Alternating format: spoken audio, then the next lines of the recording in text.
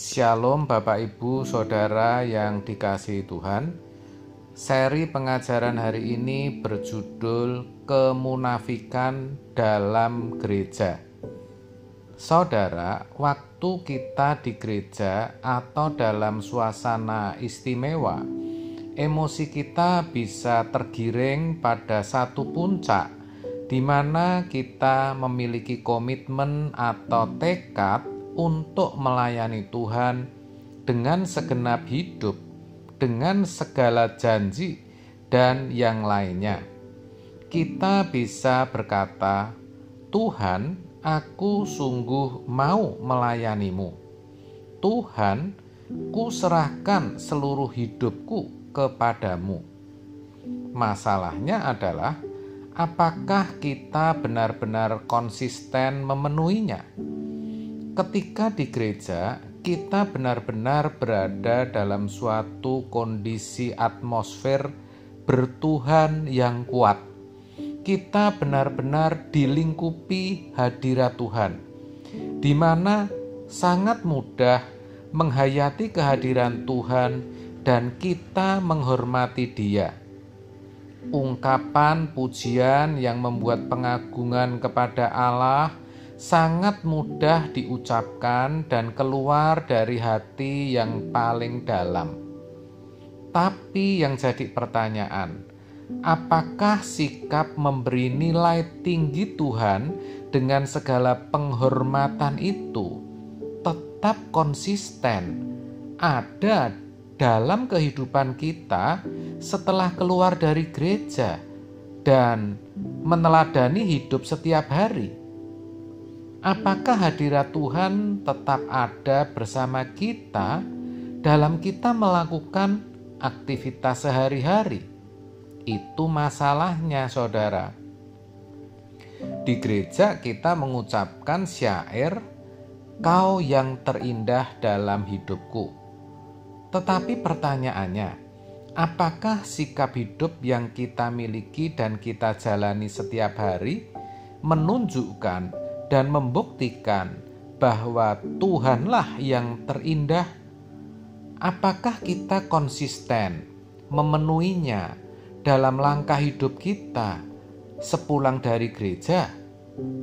Seberapa konsisten kita memenuhi pernyataan, janji-janji, dan komitmen yang kita ucapkan di gereja? Ingat, Allah adalah pribadi yang hidup, yang berperasaan, responsif dan reaktif. Selalu ada perhitungan atas setiap pernyataan, responsif, janji, dan komitmen yang kita ucapkan di hadapannya, yang semua itu sama dengan sebuah nazar. Kalau mau jujur, kita itu sering memainkan perasaan kita sendiri dengan sesuka hati di gereja, dalam doa atau syair lagu.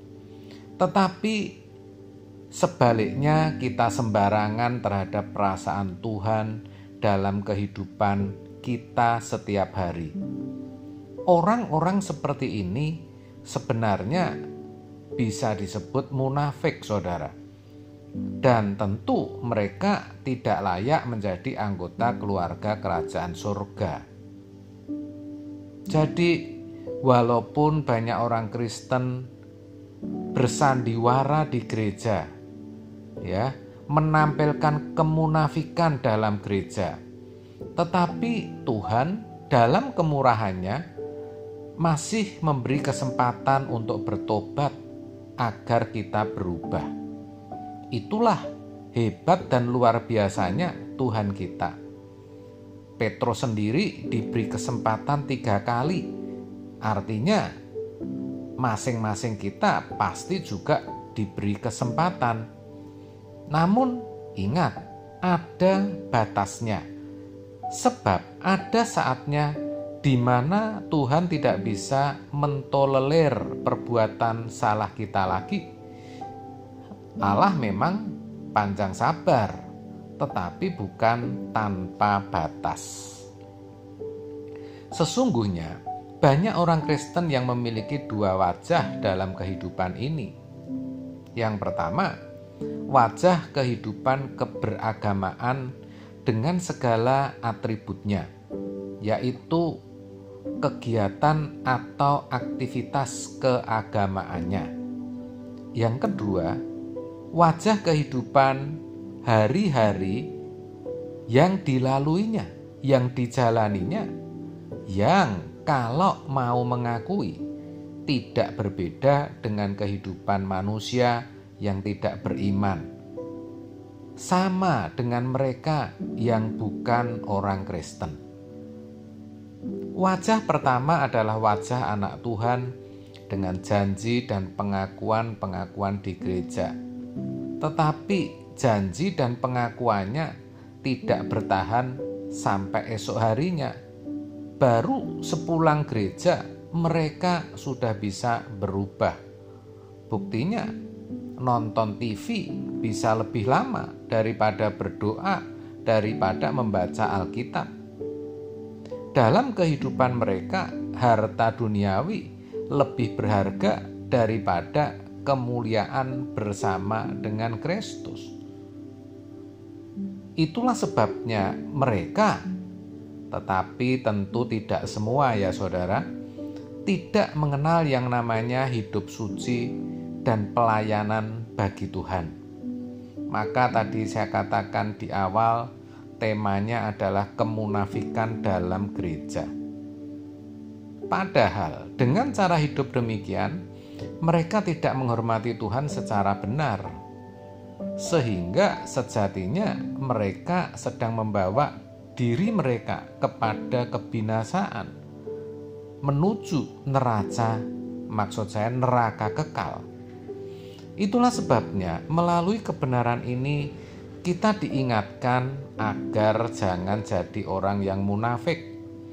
Orang munafik itu gila hormat, jabatan, dan tidak mau ada orang lain yang menonjol selain dirinya, baik itu dalam studi, pekerjaan, bahkan pelayanan. Padahal bisa jadi kemampuan yang dimilikinya terbatas, sehingga menghalalkan segala cara dengan fitnah, menjelek-jelekan orang lain untuk menjatuhkannya. Kalau orang munafik seperti ini tidak segera bertobat, maka akan hancur di bumi dan binasa di kekekalan.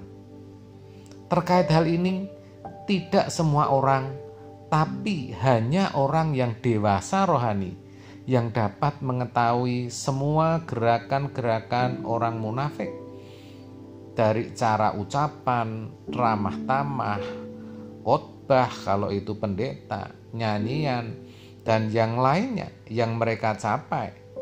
Seperti dituliskan dalam 1 Korintus 2 ayat 15. Tetapi manusia rohani menilai segala sesuatu, tetapi ia sendiri tidak dinilai oleh orang lain. Amin. Tuhan Yesus memberkati.